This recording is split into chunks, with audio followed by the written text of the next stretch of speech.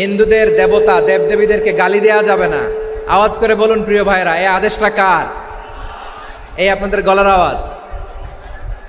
অন্য ধর্মের দেবতাদেরকে যে গালি দেওয়া যাবে না, এই আদেশটা কার? আরো জোরে বলুন, কার? গালি দিবেন কোন দেবতাকে? দিবেন? যদি দেন তাহলে ওরা আল্লাহরে গালি দিবে, তাহলে আল্লাহরে গালি খাওয়াইলো কে? আপনি। ঠিক কিনা বলেন?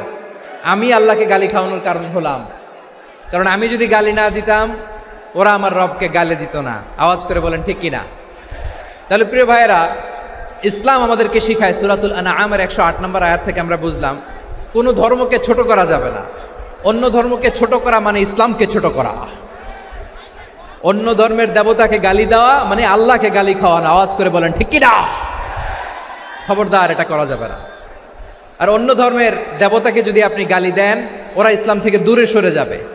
যাও ইসলামের প্রতি আকৃষ্ট হয়েছিল আর কোনোদিন ইসলামের ধারে কাছে আসবে না। আওয়াজ করে বলেন ঠিক কিনা?